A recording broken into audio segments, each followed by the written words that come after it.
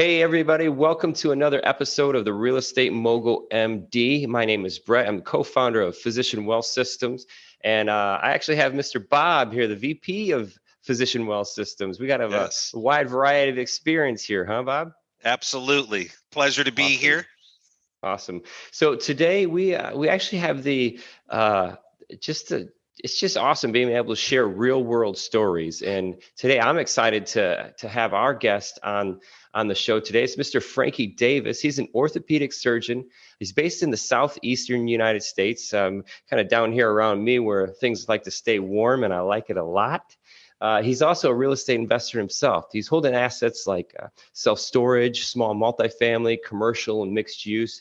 And he actually started his real estate investment career while in residency.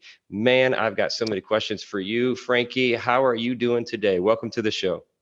I'm great, man. Thanks for having me. I'm happy to meet you guys. I've been looking forward to this for quite a while now.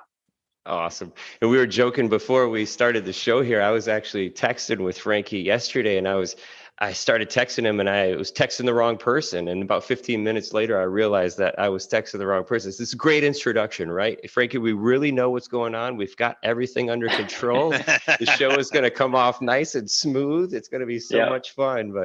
Well, hey, man, I'm so excited to dig into the real estate stuff. But what I love to learn right out of the gate is, you're in orthopedics, you're an orthopedic surgeon. So what got you interested in medicine in the first place? Great question. So it kind of started early. I grew up in middle Georgia. My father was in healthcare. He was a dentist. And so I realized early on that I liked a lot of things about dentistry.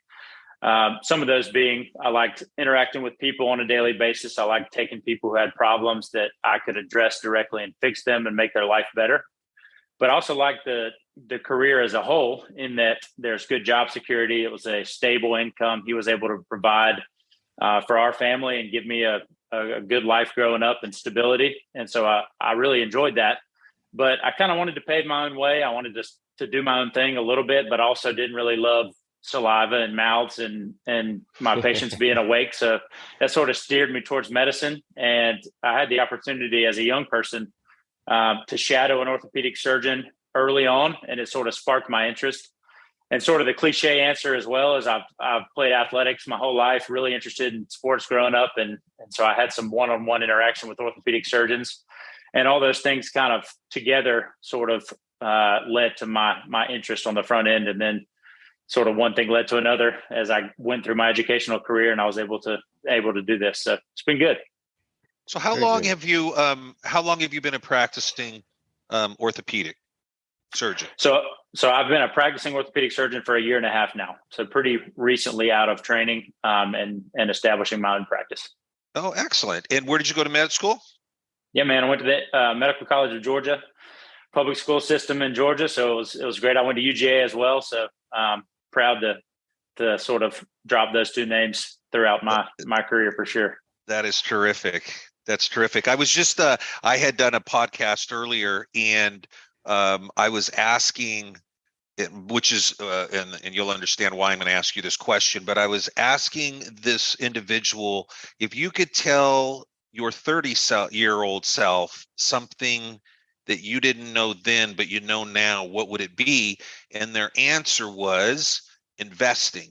And investing in real estate literally so much earlier than they had even given thought to it.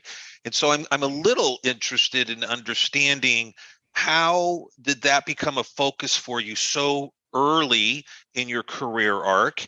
And the other thing that I always hear is that they don't necessarily have enough time to invest in the way that you have made some substantial progress. So how do you find the time, and how did you get interested in real estate so early? For sure. I've been pretty entrepreneurial kind of growing up. I knew that I wanted to enter medicine as sort of my stable ability to earn income for my family. But even through undergrad, I had sort of side jobs. I had a landscaping company then, and bought and sold things, and figured out ways to generate a little bit of cash on the side for me to have fun in college, and even as I moved through my educational career. But that thinking sort of got a little bit more serious as I transitioned from med school into residency. I was married and we had our first kid as a third year med student. And so I very quickly sort of kind of had this harsh reality that I was in quite a bit of medical school debt. I was going to be 32, 33 before I earned a real dime to my name. Hadn't saved an ounce for college, hadn't saved anything for my retirement fund or anything. So as a second year resident, I sort of panicked. That may not be the correct word, but started to get a little anxious about that timeline. And I started investigating ways that I could generate revenue on the side as a resident, which is not a good idea because I'm trying to sort of hone my craft and really focus my attention. And then real estate kind of became this thing that I was like, you know what? I have a unique opportunity as somebody who has MD behind my name, or will have MD behind my name. And it will give me an opportunity to maybe leverage this massive time investment that I've had over the last 11 years, and then figure out a way to step into an opportunity that will allow me to sort of beat traditional investment opportunities. And that's how I got involved early. And so that's what really sparked the beginning of my interest as a second year resident. And then it was just, I have to find time to learn as much as I can to get involved. Yeah. So you learned, so you're in residency, you're or third year in med school. Am I correct? Or was that third year in residency? So third year in med school is when we had our first kid. The baby. Yep. Okay. Right. So yeah. So you're so you're doing med school, you're having babies, you're doing a residency, and you're going to get yourself involved in real estate, and you have some side jobs. I got super that. Relaxed. Yeah. Very super relaxed. Yeah. Relaxed. And the funny part is that led in on finding the time, and there were so many pieces into that where there's absolutely no time. So as a simple, I guess, question and answer, what was your biggest challenge getting into real estate then? I think my biggest challenge on the front end was this is already getting a little bit specific, but it's figuring out how to generate a capital pool to be able to have purchasing power. Oh, so it wasn't time. Right. So it wasn't necessarily time, which I think on the front end, people probably would say, but the way So Franky, are you one of these guys that went to med school and didn't have to study? Is that? I mean, I worked hard. Med school was difficult. I was able to I imagine generally be successful in medical school, but it involved a large amount of time. And we can talk about kind of how I leveraged my time to figure out ways to become educated in real estate. But that was really probably my initial 4 or 5 months of getting involved was focused on me figuring out ways to leverage my time, because that's, as physicians, that's definitely by far and away our most limited resource.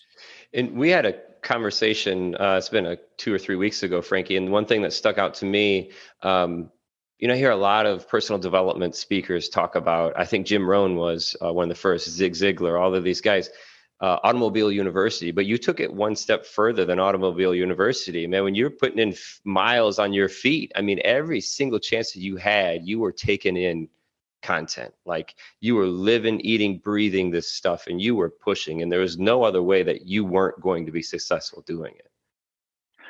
For sure. I think that, we live in a unique time. Our ability to absorb information, even for me as a medical student, we had recorded lectures, we had virtual video opportunities to learn and things like that. So I was easily able to try to maximize my time and become efficient at digesting information. And as I got into residency, I knew there would be no way for me to be able to do these things simultaneously if I didn't figure out ways to sort of capitalize on every waking moment that I had. And the opportunity for me to do that involved using things like Audible, using things like the podcast app, finding those resources that are where people have gone out and done the research for me. They've been through the experiences for me. And I could stick one AirPod in my ear and walk around the hospital, seeing consults or rounded on patients. And those, 50, 100 feet in between patient rooms, I was clicking play on my AirPod and just listening and soaking it in. Wow. And then I would dictate notes in my notes app on my iPhone and then digest them at a later date. So it served two purposes. It allowed me to learn, but it also was a little bit of a mental health thing.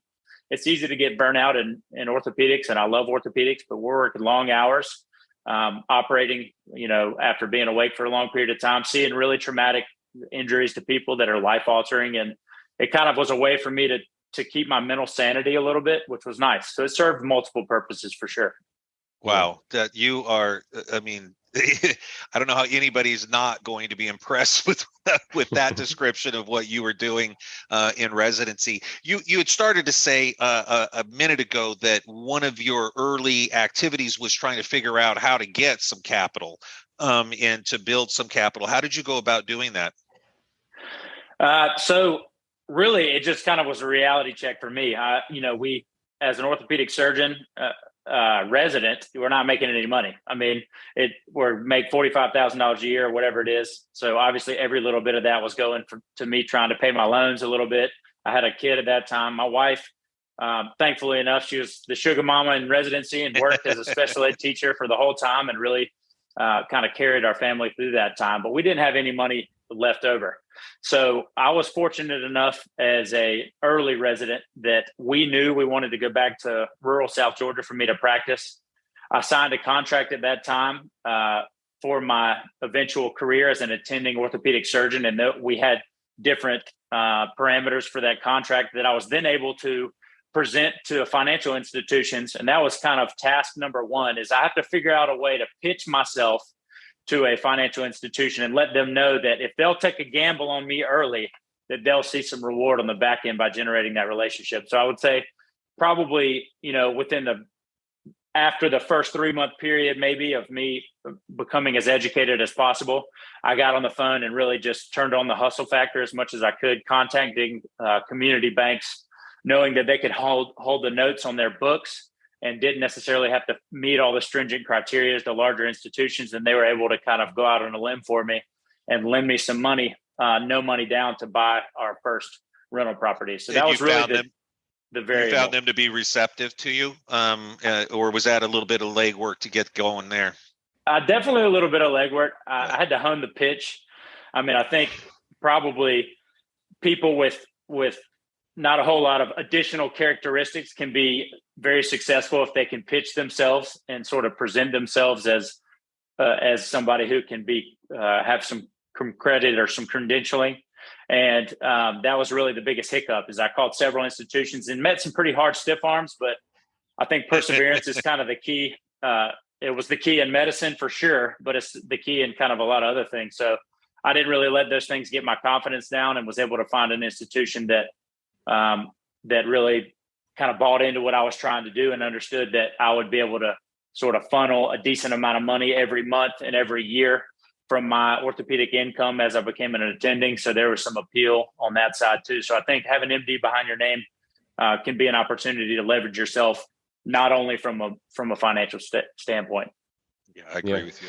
We talk about physician loans or doctor loans. So it's kind of like in that direction, but it sounds like you didn't have the limitations of those types of loans, because those are specifically for your primary residence, right? Different kind of areas. So you found the relationship. And I talk about this a lot, Franky. It's like, don't limit yourself on what you think is possible, right? You design this product that you want, that you need, that fits your life. And we live lifestyle by design, and then go find it. Just all you got to do is go find it. And you talked about honing the pitch, buddy. I have sat, like, the first time I sat down with a commercial lender, I had my suit on, all sharp, and man, I sit down and just go through the thing and like, nope, that one didn't work. Go do it again. Nope, that didn't work. Fine. But ultimately, like, finding this direction. Now it's whatever you want it already exists out there. You just have to know the right questions to ask, and don't limit yourself on what's out there. Recently, we came across a group of lenders. It's doctors, and they lend specifically to doctors, non-secured. And it's like up to 100,000. So, right. And it's at different points in your career coming up. So there's so many solutions out there, Frank. And I just commend you, like, honing it, getting it down. But most of all, your drive, man, like that tenacity, that just to keep going and keep pushing.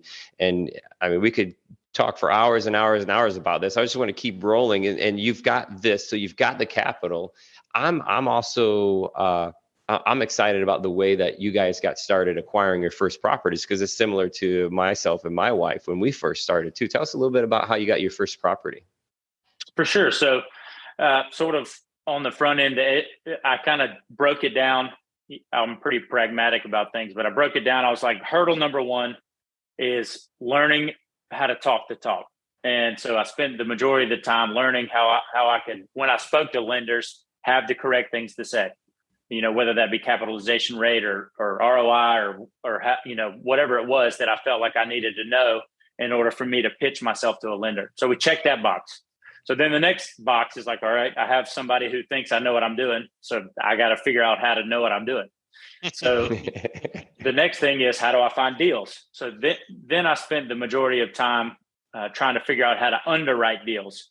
And then I just tried to digest as many deals as I could. I would go on to Zillow. When you say underwrite, you mean analyze the deal. Analyze the deal. Right. Right. So then I would go on to Zillow, and I tell people who ask me, and I think this isn't rocket science, but look at as many opportunities as you can so you become familiar with the landscape. And it becomes a point where you can look at it through a critical lens, and it doesn't take long to identify things that don't make the cut. You want to be able to immediately write something off as a deal that you don't want to vet, because it's all about time. The variable that we're trying to manipulate is time. And I tried to break it down into sort of three funnels. Initially, one was I wanted to generate broker and agent relationships. So I went on to LoopNet, which most people listening to the podcast probably will know is a commercial, basically MLS for people to post properties. And Zillow for commercial. Yeah. Right. Zillow for commercial. So I found brokers in my geographic area within 3 hours driving distance, because I wanted to have the ability to meet face-to-face within reason. And I called them. So it's all about the hustle. Get on the phone and start your pitch or start generating the relationship. And I called and was basically like, my name is Franky Davis. I'm a orthopedic surgery resident who has now established a banking relationship with a proof of funds letter to give me some credit, a little bit of credit moving forward. And I'm looking for a single family or small multifamily that is built within the last 10 years, already rented with a rental rate that meets the 1% rule. So 1% being your gross monthly rental income to purchase price. And I wanted to be pitched, roofed, and kind of some things I'd read about to give me a little bit of the ability to talk the talk. And he started sending me deals, and we generated that relationship over a period of time and eventually found a duplex that met the criteria. And we ended up stepping in and purchasing a duplex as our first rental property. Very nice. I thought you guys did mailers though, right? I thought your first one was on mailers. So the mailers came after the dupe. The mailers came after. We bought a duplex very soon after that from mailers, but my first deal came from a commercial broker. But we were simultaneously doing mailers. Nice. I utilize ListSource. And so ListSource is a resource that pulls tax assessor data and other things, as you all know, but it allows you to kind of narrow down. Thank you.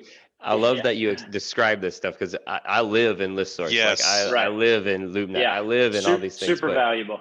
Yes. It allows you to tailor the property based on property type, geographic area. It talks about whether there's liens on the property, mortgages, how much equity they hold. And you can manipulate the variables all you want. But we were doing direct mail campaign with handwritten letters at the same time as we were generating the relationship with the brokers, trying to generate as many funnels as I could in the beginning to allow me to find motivated sellers. So you did a lot of terrific stuff. You did a lot of educating yourself. You did a lot of things right out of the gate really well. What are some lessons learned, some things that despite all the energy and effort and attempt to make it as seamless as possible, you went, oh, shoot, I'll never do that one again? I think for me, I haven't really thought about that a ton. I think I've been learning as I go, and maybe haven't taken the time, and I probably should do this, to really critique the things I've made mistakes on. Off the bat, I would say probably not getting emotionally attached to a deal. Because I think that's a huge, and I haven't made any huge mistakes by getting attached, but I've gone farther along in a due diligence process than I probably should have. And part of that is because as a physician, I've I'm making decisions to take time away from my family or away from my sleep or away from my job. There's really 3 windows where I have time, and I got to cut because it's maxed out. And the way I do it typically is I'll get up early in the morning and I take it from my sleep most of the time, but that puts more pressure on the deals because I get less opportunity to evaluate deals. I have to rely more on my funnels. And when I have something that meets the criteria, I'm really trying to close and make that happen so that all that time wasn't utilized in vain.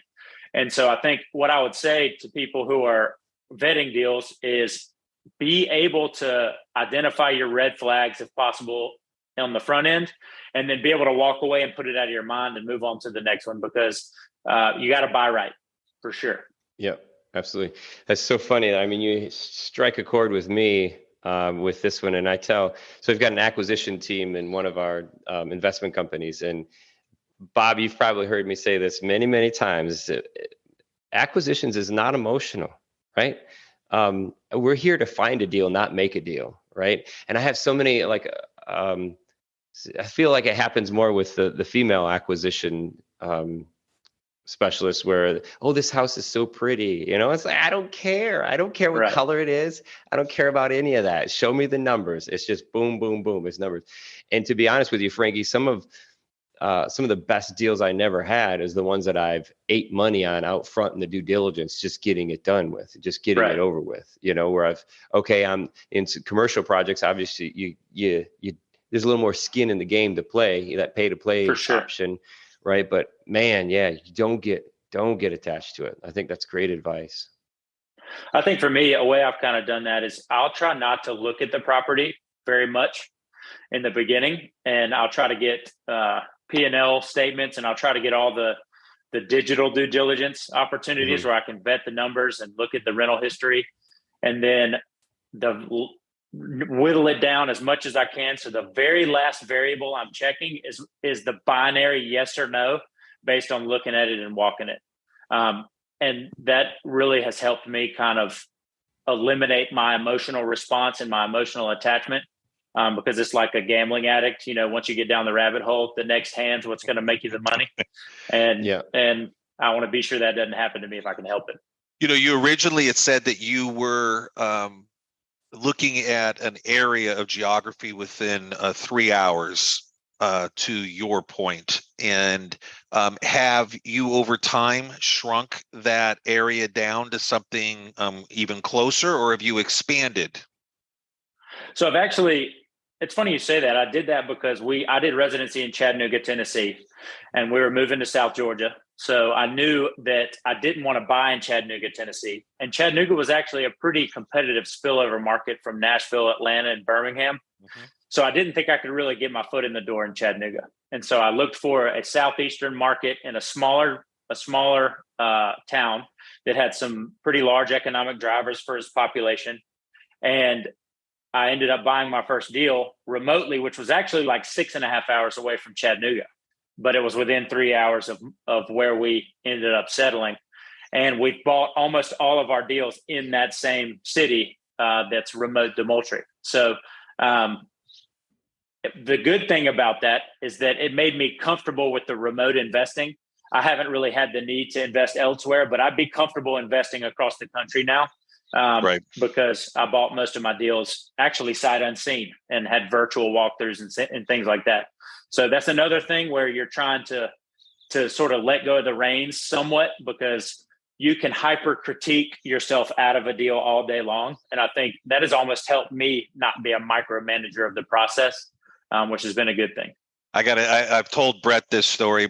One of my first remote purchases, I was exiting out of a career in Southern California, and I was going to buy my first property, and it was in Jacksonville, Florida, and I was doing it remote, and I had purchased it, and I got there, and lo and behold, there was a pool in the backyard that had a tree growing out the middle of it. And perfect. I had to the cost benefit analysis determined that I was going to fill that hole up and put grass on top of it. Yeah. But there's all these funny little experiences if you're doing it for a while that you kind of run into. Yeah. Oh yeah. I've got a few pool stories myself. We love to share these. Fill it in. unbury it, fill it back Yes. in. Yeah. And then now I live in a house with a pool, and it needs a new liner, and like I'm learning Oh all man. these little things. But the rental business, it's definitely something that we stay away from, aside from Airbnb, but rental business, we definitely stay away from pools. So what do you think? I mean, I'm hearing so many things that like trigger my mind and my curiosity, and in your makeup as an orthopedic surgeon, you're probably a lot alike personality wise with other physicians in specific trades, right? In specific specialities. So there's a reasoning and checking the boxes, and like you're banging through this list, and this is the procedure, right? And similar to a procedure maybe in the operating room or something, you've got boom boom boom because somebody's life is on the line, right? We're talking about real estate. Does that hurt you or help you in the world of real estate? I think it could probably do both. I think I sort of describe it as algorithmic. So like one decision leads to another finite decision that you can make and walk down the line. And I think that's good in some senses. It's good, in my opinion, in order to figure out your system for evaluating the properties. It's good for generating funnels and sort of setting up these automated ways for making the process move forward. I think that regimented sort of science-based, logic-based personality trait is probably not the best with regards to interacting with people. And so that's the other variable that really takes quite a bit of time probably for physicians, is figuring out how to kind of sell yourself and play the game to an extent, because that's definitely what it is. It's networking and relationships.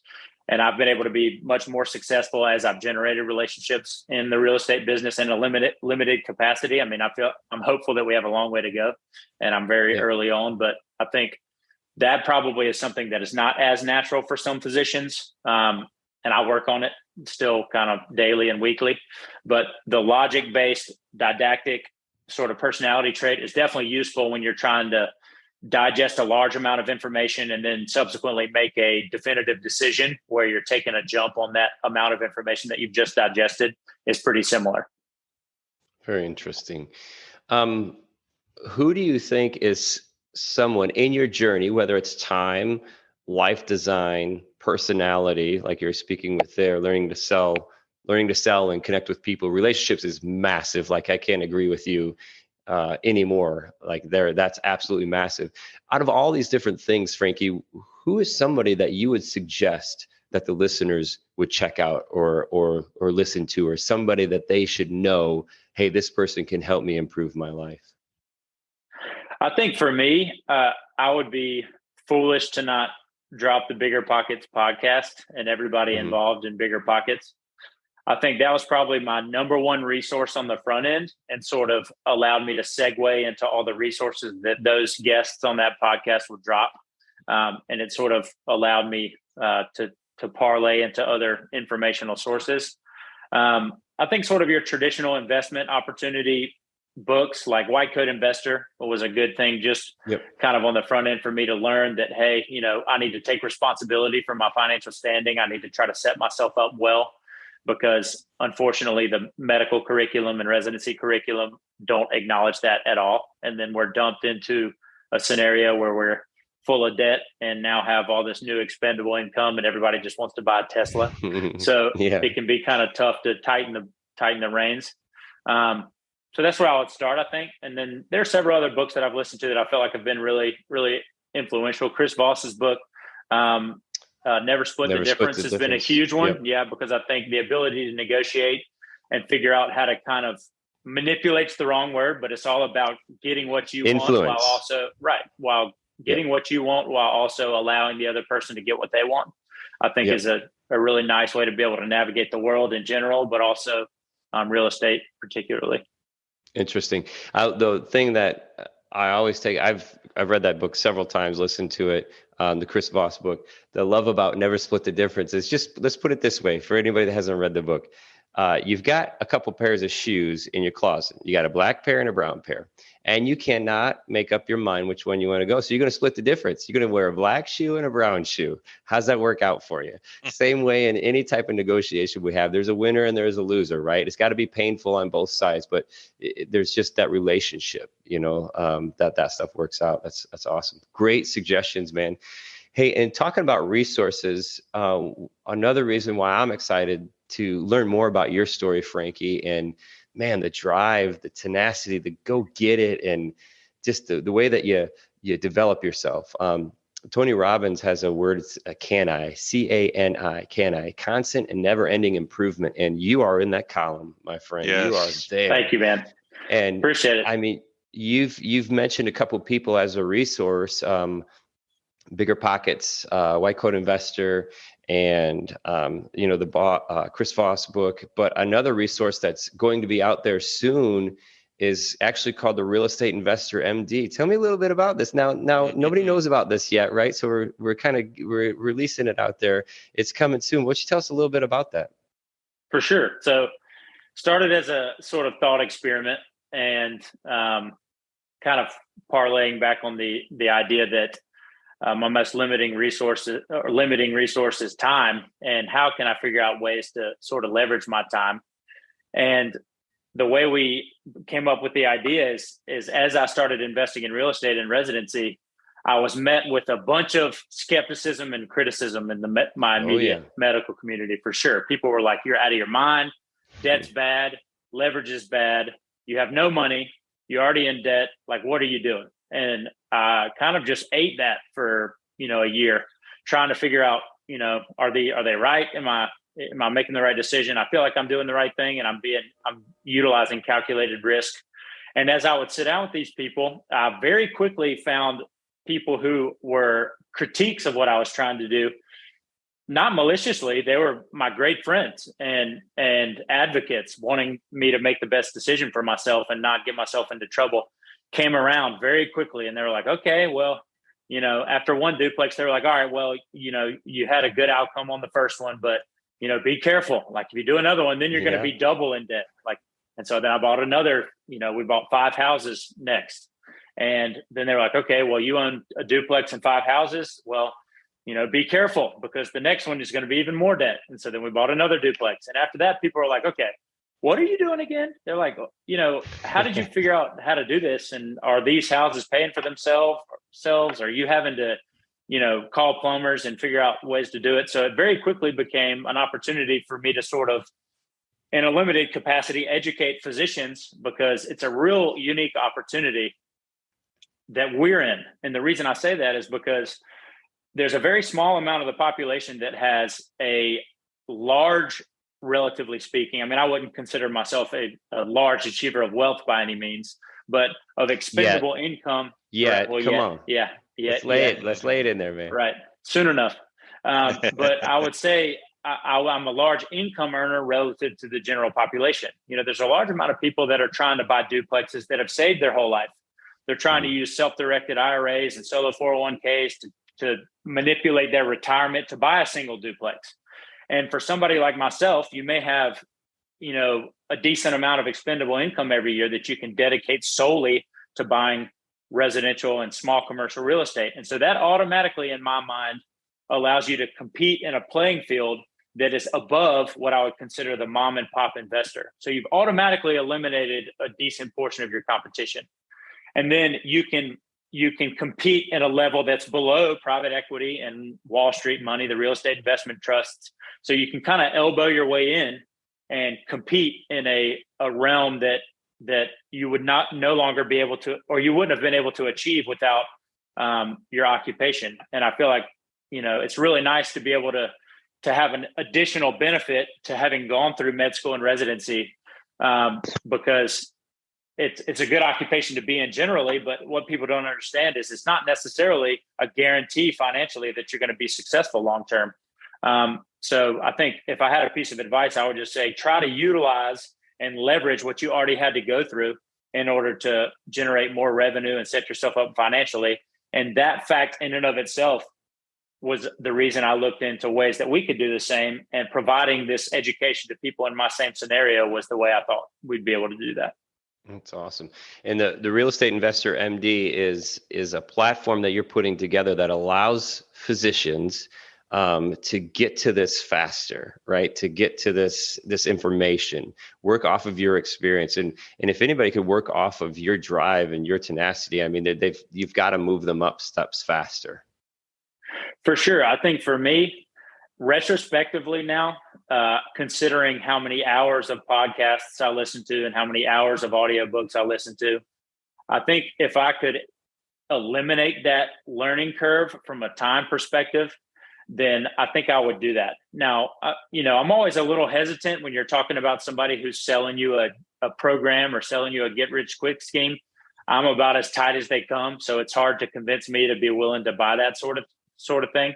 But if you're able to eliminate the time investment required to sort of get a certain amount of education so that you can dip your toe in the water, I think it's a valuable asset to have. And so that's what I'm trying to provide. I'm trying to eliminate that learning curve time investment so that people can gain the confidence, gain the ability to talk enough to start to be able to network in a minimum capacity so that they're one step closer to buying their first deal. That's awesome. Bob, did you have something? I was just finding it fascinating, the mindset difference between the folks that I have the opportunity to talk to that have your mindset. They're authors, they're physicians, they're entrepreneurs, they're doing all of these things. They're trying to find that life work balance, and they're somehow figuring that out as well. And then that's the exception, though. The majority of the folks that are physicians just can't quite wrap their head around doing anything but being in that with blinders on that track of medicine and their practice, and they're so wed to it, and they're burned out. They don't create boundaries. They don't have a disciplined process to manage their day, their time, their life.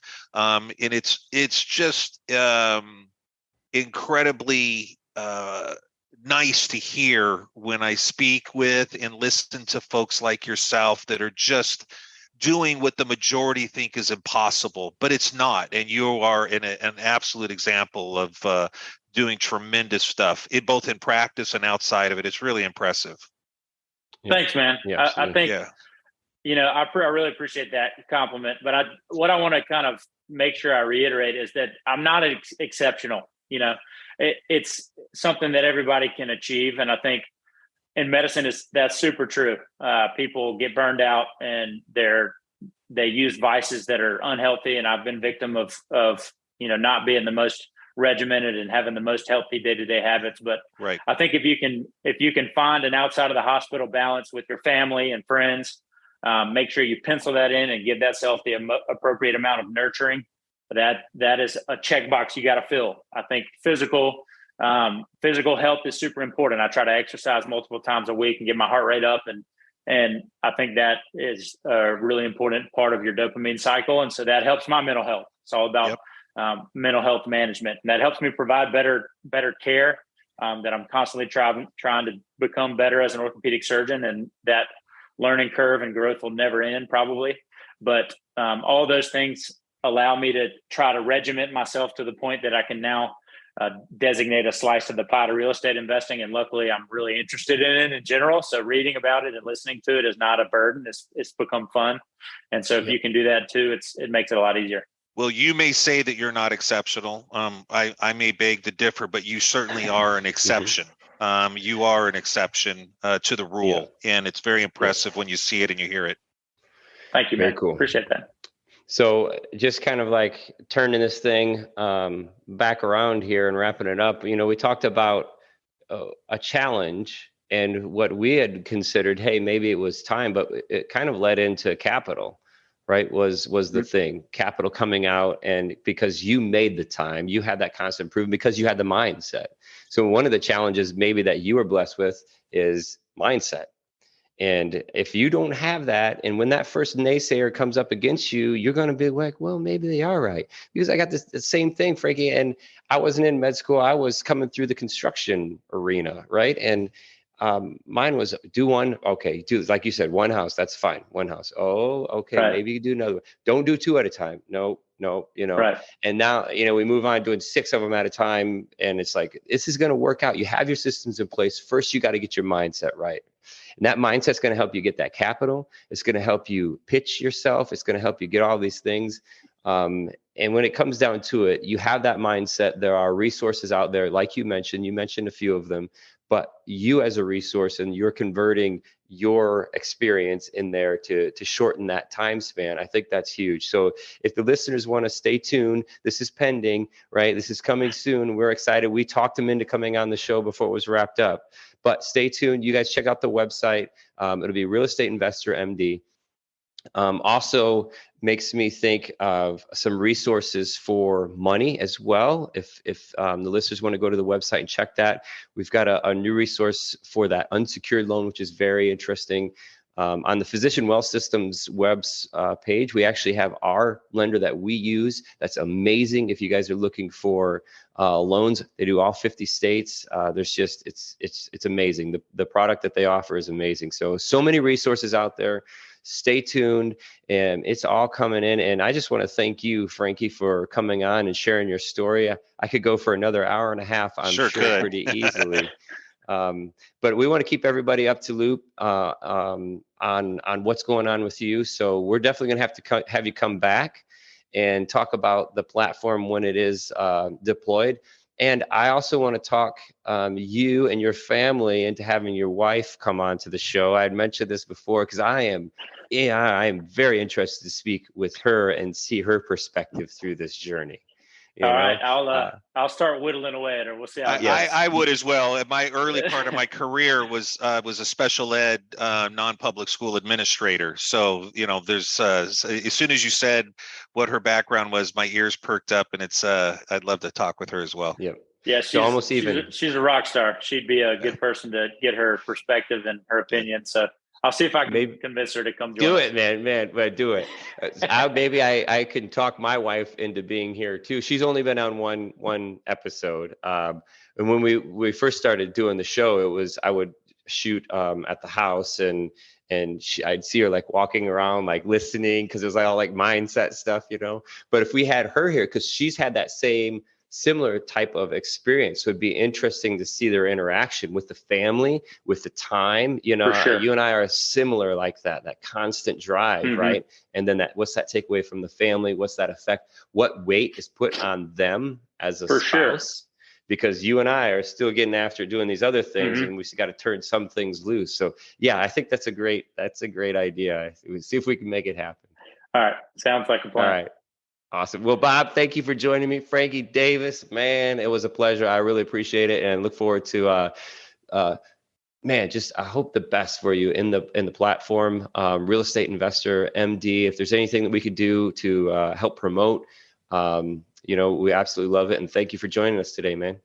Absolutely. Thank you all for having me. I had a great time. Look forward to it again. Absolutely. Awesome.